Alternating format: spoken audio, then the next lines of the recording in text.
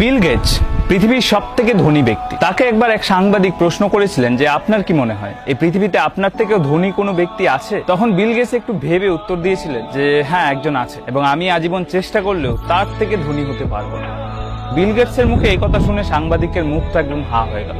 সাংবাদিক অবাক হয়ে জিজ্ঞেস করলেন যে কে সেই ব্যক্তি যার আপনার থেকেও বেশি ধন সম্পত্তি আছে? তখন বিল গেটস একটা গল্প শোনায় সাংবাদিককে।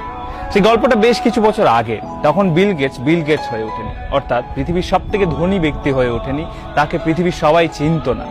তখন সে একজন সাধারণ বিজনেসম্যান, এবং সে কোথাও একটা ট্রাভেল করতে গিয়ে নিউ ইয়র্ক এয়ারপোর্টের সামনে এক খবরের কাগজ বিক্রেতাকে দেখেন, এবং খবরের কাগজ বিক্রেতাকে দেখে তিনি এগিয়ে যান একটা খবরের কাগজ কিনবেন বলে। গিয়ে একটা খবরের কাগজ হাতে নেন। হাতে নিয়ে যখন টাকা দিতে যাবেন, সেই মুহূর্তে বিল গেটস লক্ষ্য করেন যে তার পকেটে খুচরো পয়সা নেই। ভাবা যায় বিল গেটসের কাছে পয়সা নেই। যাই হোক, তো খুচরো পয়সা নেই দেখে উনি খবরের কাগজটা ফিরিয়ে দিতে যান খবরের কাগজওয়ালাকে। কিন্তু খবরের কাগজওয়ালা তখন বলেন যে এটা আমার লাগবে না, তুমি নিয়ে যাও।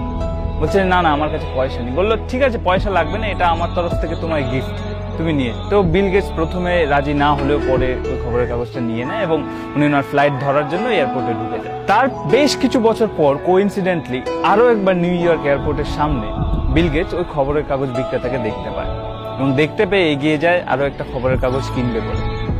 কিন্তু এবারও খবরের কাগজটা হাতে নিয়ে কোইন্সিডেন্টলি হাত দিয়ে দেখে পকেটে এনাফ পয়সা নেই। তখন উনি খবরের কাগজওয়ালাকে বলেন যে দুঃখিত, এবারও আমার পকেটে পয়সা নেই। তখন বিল গেটস খবরের কাগজটা আবার রেখে দিতে যান, কিন্তু খবরের কাগজওয়ালা বলেন যে এটা তুমি নিয়ে যাও। বিল গেটস বলে যে না না, এটা আমার পক্ষে গ্রহণ করা অসম্ভব। বলছে এটা তুমি নিয়ে যাও, কোনো চিন্তা করো না, আমি আমার লাভের অংশ থেকে এটা দিয়ে দেবো, আমার কোনো ক্ষতি হবে না।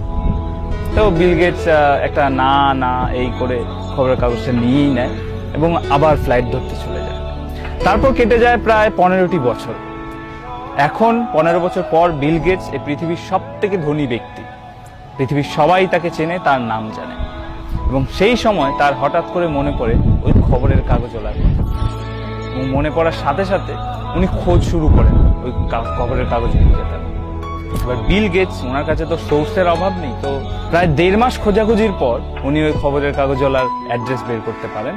এবং অ্যাড্রেস বের করার পর বিল গেটস নিজে ওই খবরের কাগজওয়ালার বাড়িতে যান। বাড়িতে গিয়ে ওই খবরের কাগজওয়ালার সাথে দেখা করেন। খবরের কাগজওয়ালার এখন অনেকটা বয়স হয়েছে, তো উনি জিজ্ঞেস করেন ওই বৃদ্ধকে যে আপনি আমাকে চেনেন? তো বৃদ্ধ খবরের কাগজওয়ালা উত্তর দেয় যে হ্যাঁ চিনি, আপনি বিল গেটস? তখন বিল গেটস বলেন যে আপনার কি মনে আছে আপনি আমাকে একবার সাহায্য করেছিলেন, এয়ারপোর্টে একটা খবরের কাগজ দিয়েছিলেন এবং কোনো পয়সা নেননি? তখন ওই বৃদ্ধ লোকটি হেসে বলে হ্যাঁ আমার মনে আছে, একবার নয়, আমি তোমাকে 2বার খবরের কাগজ দিয়েছি বিনামূল্যে। তখন বিল গেটস বলে যে আমি আপনার ওই দিনে সাহায্য ফিরিয়ে দিতে চাই। তখন ওই বুড়ো লোকটি হেসে ফেলে, সে বলে যে তুমি কি ভাবছো, আমি সেদিন তোমাকে যে সাহায্যটা করেছিলাম আর আজ তুমি এখানে এসে আমাকে যে সাহায্যটা করবে সেটা কি সমান? বিল গেটস বলল কেন নয়? তখন ওই ব্যক্তিটি বলেন যে সমান হতে পারে না, কারণ আমি তোমাকে সেদিন যখন সাহায্য করেছিলাম তখন আমার কাছে দেওয়ার মতো কিছু ছিল না, আমি তখনও দরিদ্রই ছিলাম। কিন্তু এখন তুমি যখন আমাকে সাহায্য করতে এসছো, তুমি এই পৃথিবীর সব থেকে ধনী ব্যক্তি, তোমার কাছে সমস্ত কিছু আছে দেওয়ার মতো, এটা কখনোই সমান হতে পারে না। সেদিন বিল গেটস বুঝেছিলেন যে এই পৃথিবীতে শুধু টাকা থাকলেই ধনী হওয়া যায় না, বরং সত্যিকারের ধনী ব্যক্তি সেই যার কাছে কিছু না থাকা সত্ত্বেও নিজের সামর্থ্য অনুযায়ী মানুষকে সাহায্য করে, মানুষকে বিলিয়ে দেয়। তো এই গল্পটা সাংবাদিককে শোনানোর পর বিল গেটস বলেছিলেন যে সেদিন আমি বুঝেছিলাম আমি এই পৃথিবীর ধনী ব্যক্তি কখনোই হতে পারবো না। এই পৃথিবীর সব থেকে ধনী ব্যক্তি সেই যে নিজের কাছে কিছু না থাকা সত্ত্বেও মানুষকে সাহায্য করতে পিছপা হয় না, যার কাছে কিছুই না থাকা সত্ত্বেও সাহায্যের হাত বাড়িয়ে দিয়েছে, যে মানুষকে সাহায্য করার জন্য পৃথিবীর সব থেকে ধনী ব্যক্তি হওয়ার অপেক্ষা করেনি।